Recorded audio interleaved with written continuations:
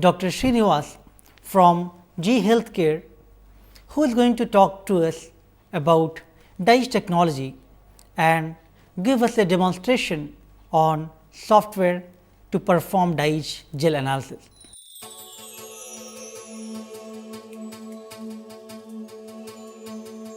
The next one is differential in-gel analysis, shortly we call as DIA. In this, you can see we can create a new project, new DIA here, like there is an option create workspace. From here you can, now it will take you to where we already saved our gels in our database. Now from the database we can select any particular project, and from there I am selecting gel number 1 as we saved this one. Then now you can see this gels where we have uploaded. So now after uploading here you can process these gels. Then during process you have to give some number. This is some threshold which you are giving here. Actually this may be 2000, so that it will takes care of background issues also.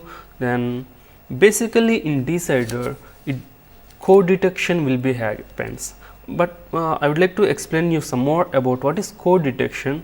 This code detection is uses a information of all 3 channels and will create the geometrically identical spot boundary for a spot across all the channels. That means there are 3 channels, site 2, site 3, site 5. Out of these 3 channels, in site 2 image it creates a particular volume, and the same area can be applicable for the remaining 2 gels also. This is way it works. In this way, quantitative and qualitative results are much more accurate than with a single detection.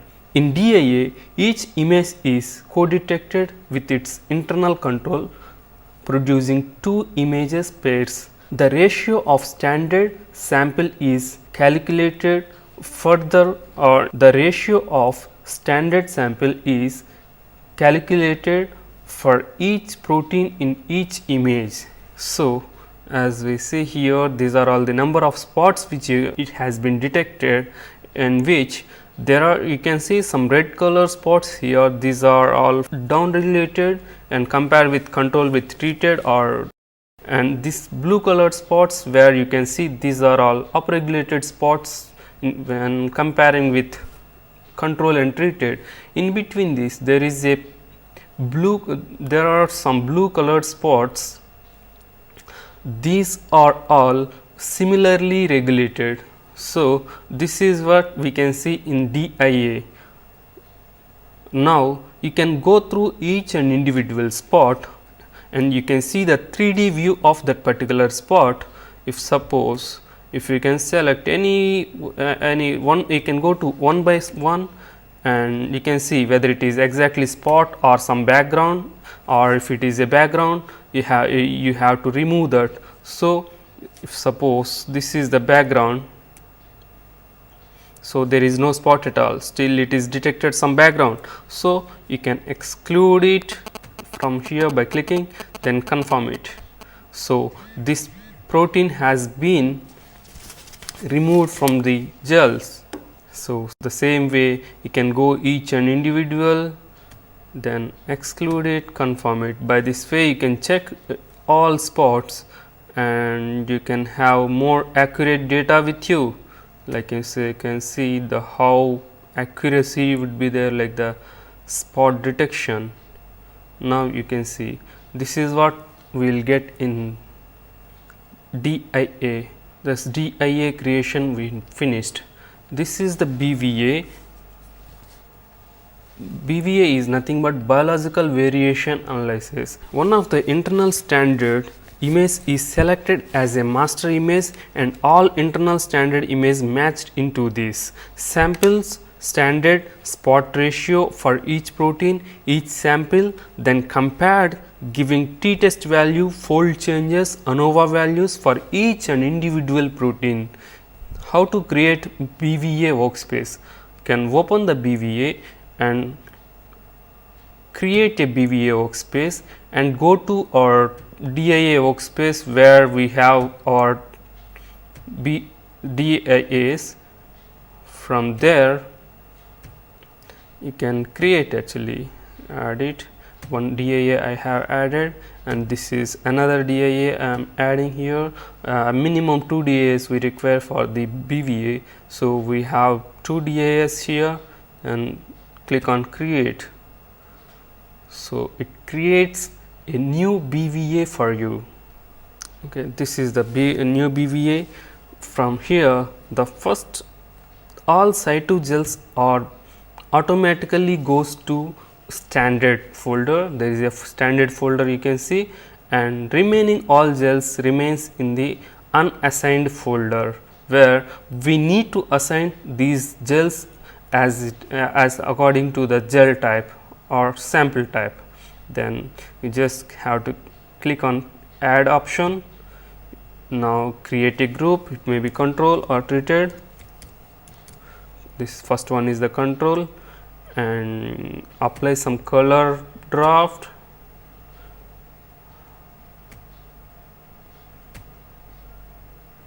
Confirm it.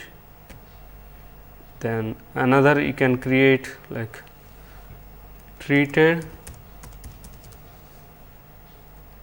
then give some color draft.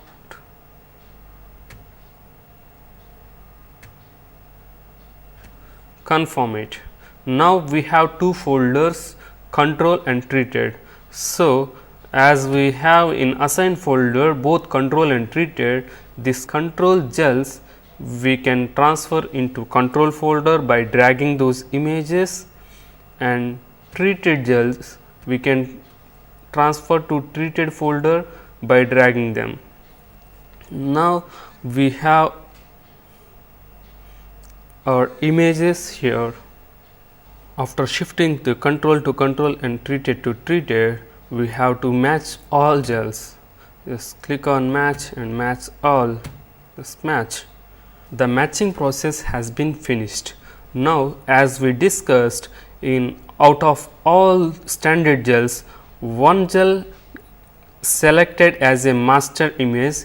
As you can see, the number 24 gel has been selected as a master, and it will compares remaining other gels with this master gel. So, now we have this comparison data. After that, we need to calculate statistical parameters. So, click on statistical parameter button. See, now we have some statistical parameters like independent t-test, average ratio, student t-test, one-way ANOVA in between different groups. We are doing in between control and treated. So, calculate them. So, the statistical parameters has been calculated. Now, we can see exact results of statistical parameters. If I can go to the table view, here you can see t-test, one-way ANOVA, this you can see.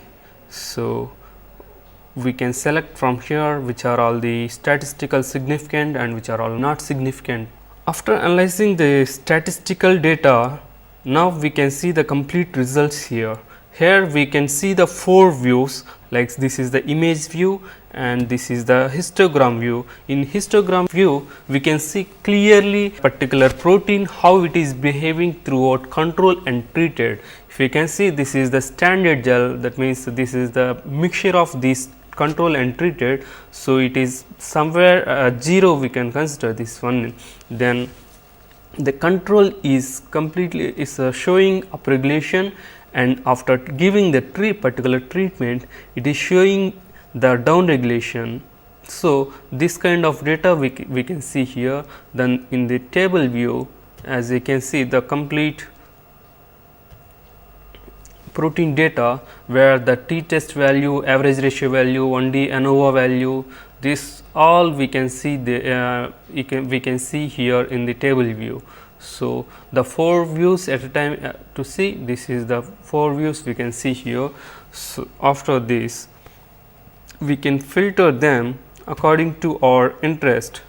So, select the few parameters which are available, restrict to tangles which are spot maps which are present, a particular protein should be there, and student t-test as well as average ratio, then one way ANOVA value, then filter it. So, there are 2299 spots are available in this all gels, but 107 proteins only passed all these parameters. So, these parameters we can select as a protein of interest and assign pick list, so that these proteins can be saved in a file. This file can be given furtherly to our spot picker. These are all the things we can able to identify very easily in BVA. This is very user friendly. There is no much more manual interference. Okay, this is what this helps you to analyze your dye gels. So, can you elaborate on what is EDA or extended data analysis, what it can do, which we are unable to do it in BVA? So, there is the layers here, right? One is the DIA followed by BVA, and then ultimately EDA analysis. Exactly. Basically, what we can do here is we can compare two BVAs together there. Exactly. Here we are talking about a particular disease or a particular set of data only. There we can analyze different BVAs together in DDA. There you will get majorly differential expression, again you will get, as well as PCA and discriminant analysis. You will, these kind of statistical data you will get in EDA. Very shortly, just show you briefly regarding. So if I understood correctly, probably the statistical parameter will be more stringent over there in the EDA, and you can have some better biological significance information from the data set. Exactly. Because in a lot of clinical data or different type of treatments, people like to do several gels and lot of treatment. Yes. So your number of sample to be analyzed is very large. Exactly. And really obtaining the meaningful information is one of the major challenges in all the proteomics field. So I'd like to see an EDA. Please.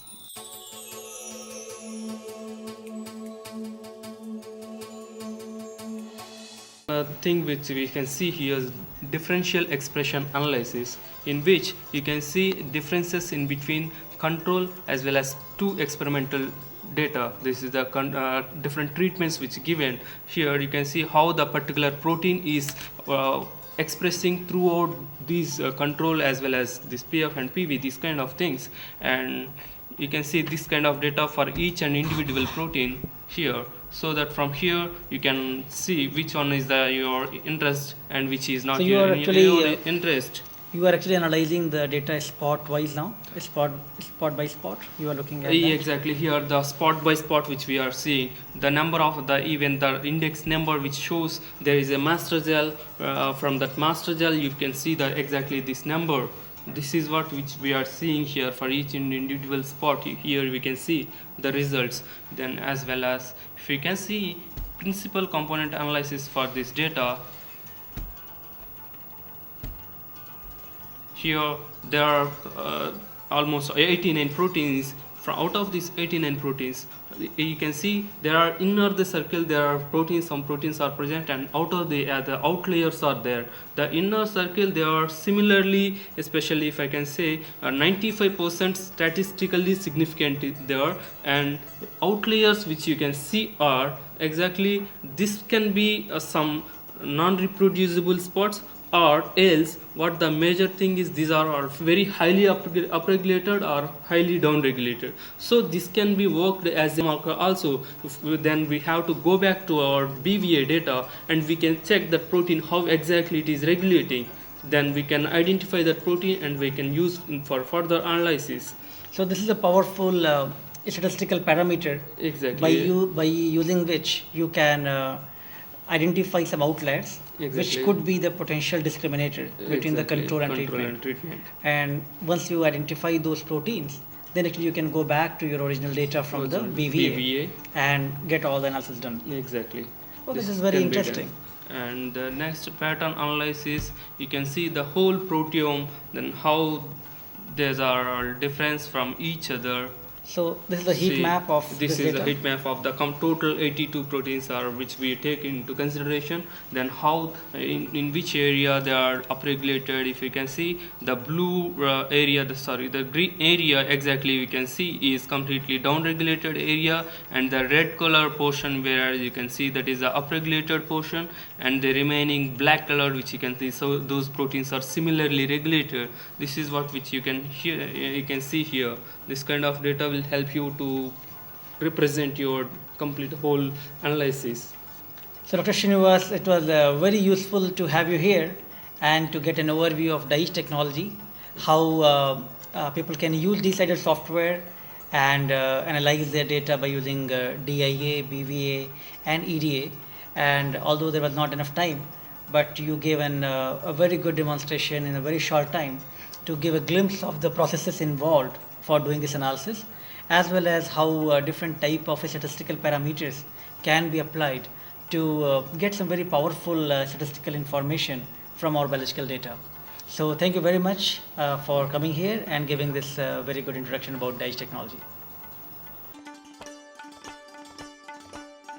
So I hope our discussion with Dr. Srinivas was useful, and now you can perform these analysis by using a specialized software and obtain some very useful biological information from your data set.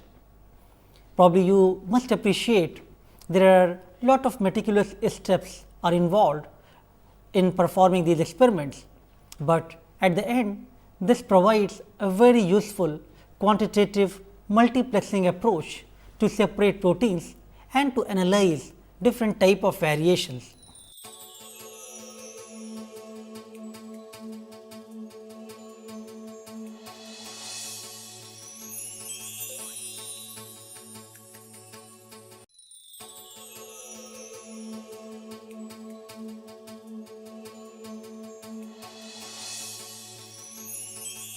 I hope at the end of this module and lecture, you will be able to perform the gel based proteomics experiment. But please keep in mind, these protocols and methods are only giving you a feel for performing these experiments. Each experiment, each sample type, each biological question brings its own unique challenges, and depending upon those conditions and your sample type, you need to optimize these methods. There is no one technology which can answer all of your question, but it is good idea for you to know that what are different methods which are available for you to use. So, I hope by taking this module on gel based proteomics, now you are familiar with different type of gel based techniques. These are only few, there are many other methods as well available, but these are the most commonly used methods which people are applying in the fields of proteomics.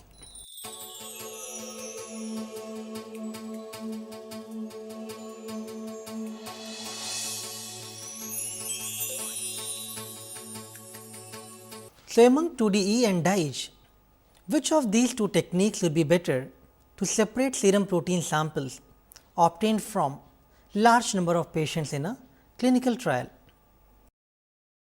So, if you have multiple serum samples from patients, two-dimensional electrophoresis, although a very useful technique, but it may not be the best option in this case to analyze serum proteins from large number of patients.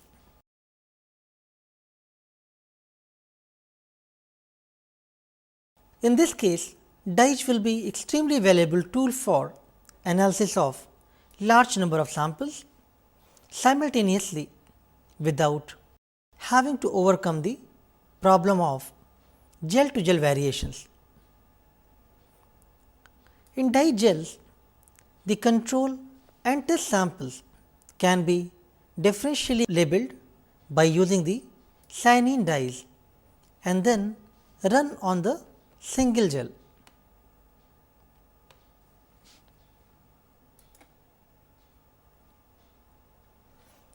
The pooled internal standard for dye is prepared by mixing equal amounts of all the samples that need to be run on the gel, and this prevents the problem of gel to gel variations.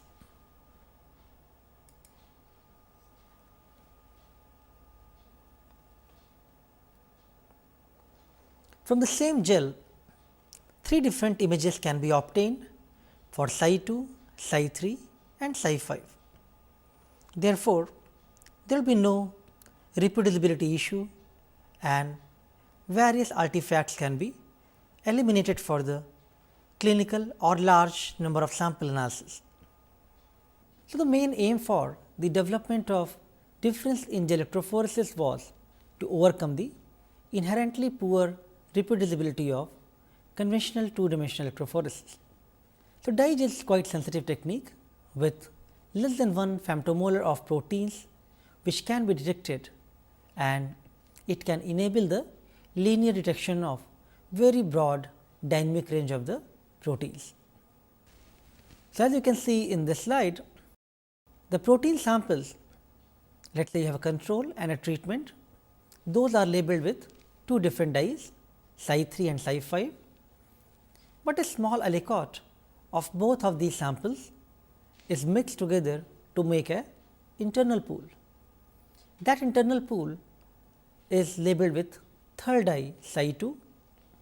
Now, all these 3 protein samples are mixed together in one tube, which contains both control treatment as well as the reference spots from the internal pool. All these protein mixture are separated in the first dimension on the same strip, and then the same gel can be scanned with the 3 different wavelength to obtain the images for the psi 2, psi 3 and psi 5. So, in the conventional 2-dimensional electrophoresis, the gel to gel variations which comes from the acrylamide polymerization, electrical, pH and thermal fluctuations in different gels, that can be overcome in the dye gels, because all the protein separation is going to happen on the same gel. So, all those artifacts can be minimized by using dye approach.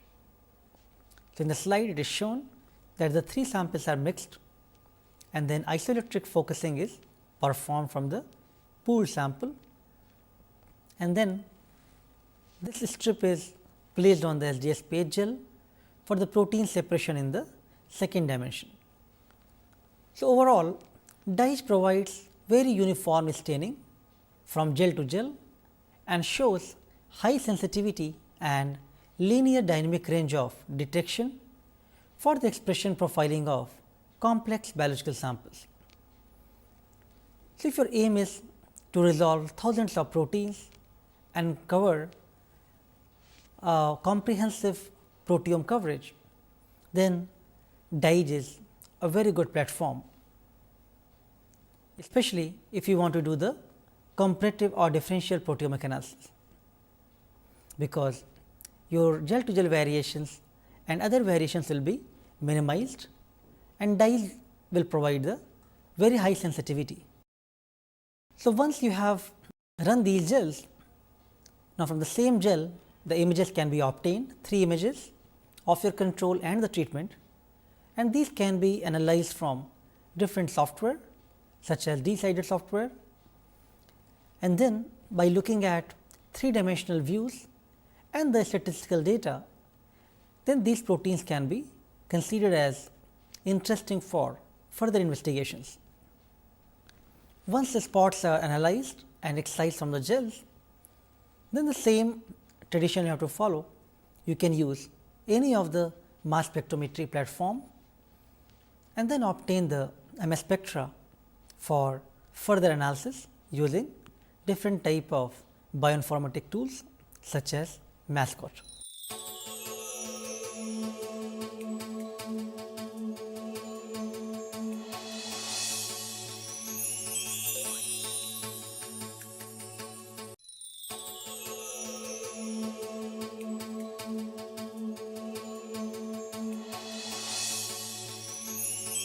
overall, the dye-etch method is far more superior in terms of the reproducibility as compared to the conventional two-dimensional electrophoresis and for the quantitative accuracy.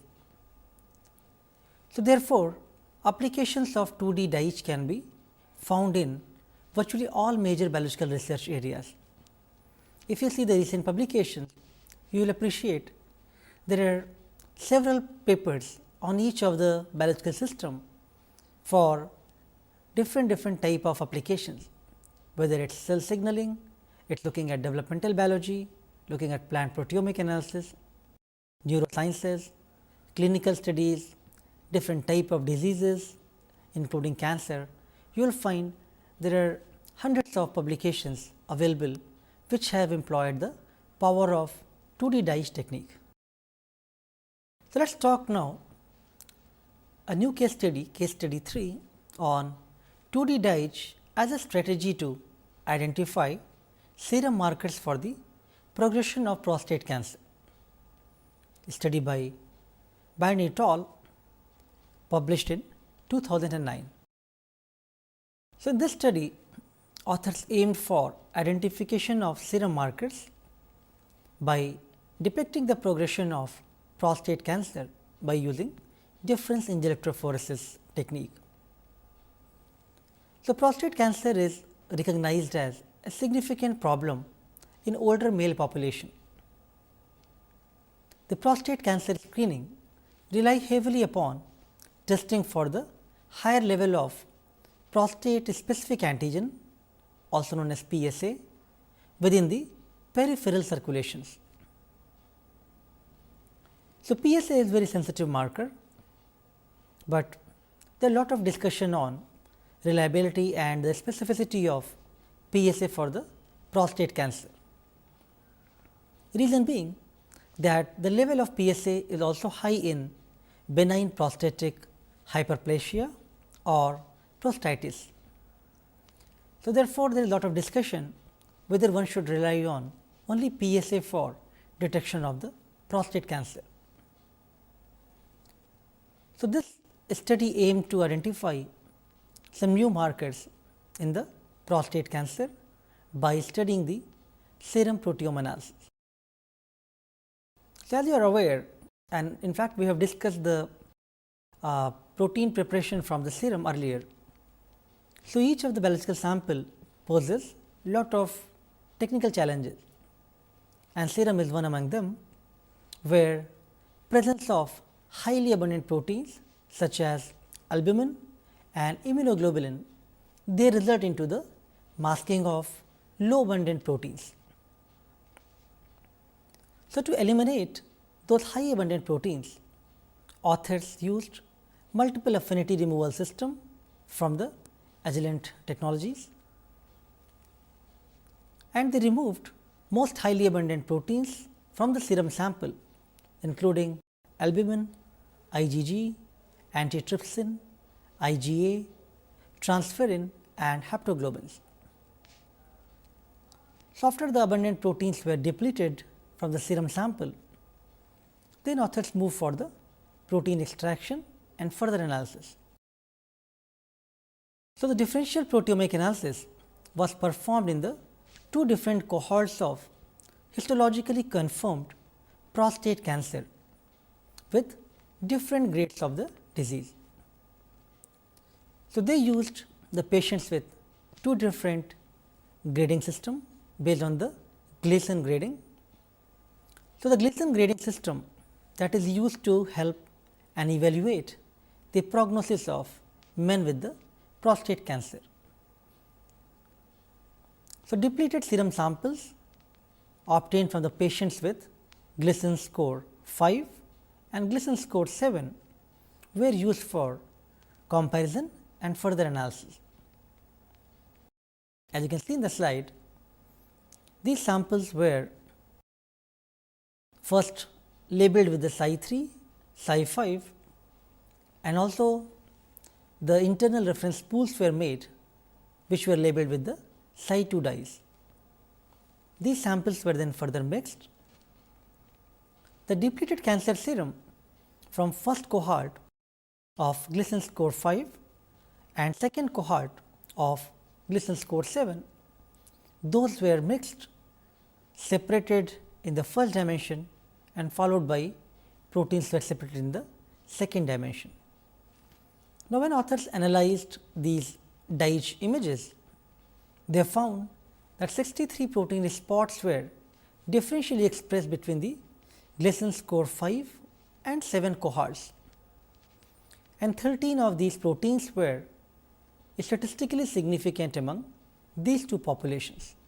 So, as you know, analysis of these gels is always challenging, especially if you are looking at the conventional 2D gels, where you have separate gels obtained from each of these groups. But analysis in the dye gel is more automated. So, if you remember our previous discussion in the dye gel analysis, this analysis is more automated and more straightforward, but still you have to go through individual spots and you have to look for the how real, how significant those changes are, and you have to look at the 3D views of those spots to ensure that it is the reproducible among various control and treatment groups. So, the different level of analysis is performed, which we have talked earlier, but this just shows you the final output, that 63 spots after all the analysis steps were considered significant.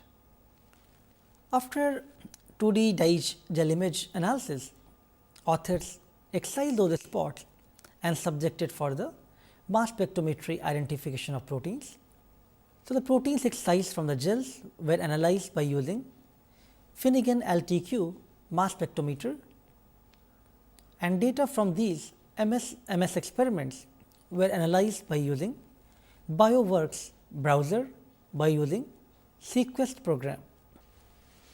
For validation, authors employed various techniques including Western blots, enzyme linked immunosorbent assays or ELISAs, and also immunohistochemistry. So, the pigment epithelium derived factor PEDF and zinc alpha 2 glycoprotein, also known as ZAG, those proteins were further validated by the ELISA technique. So, the PEDF levels were quantified by using ELISA kit, and results demonstrated, as you can see in the slide, that the statistically significant decrease in the PEDF in the Gleason score 7 depleted serum group, whereas the results for zinc alpha 2 glycoprotein ELISA analysis, which is shown in the red in the bottom panel, that indicated a 1.4-fold increase in the zinc alpha 2 glycoprotein absorbance in the Gleason score 7 group. So, these studies, this ELISA validation confirmed their findings from the 2D dye experiments. Authors also employed immunohistochemistry or IHCs for validating the pigment epithelium derived factor PEDF and zinc alpha 2 glycoprotein, so that they are very confident that the proteins which they have identified from the proteomic profiling, those are real, and they also tested those on the independent tissue samples. So, from this paper, the major conclusions were that serum markers which are reflective of the pathological grade and stage could be beneficial for the identification of appropriate treatment strategies. Authors confirmed that differential expression of PEDF and ZAG can be performed by using various techniques such as Western blot, ELISA and immunohistochemistry. Based on their studies and the follow-up experiment, they concluded that PEDF could be a potential marker of early stage prostate cancer prediction. However, more studies and follow-up required on the large number of patients before it can be established as a good biomarker. You may appreciate that there is a lot of power of these techniques, and these can be employed for any biological application. You pick an application of your choice, and I am sure you will be able to answer those by employing 2D or 2D dice techniques. Thank you.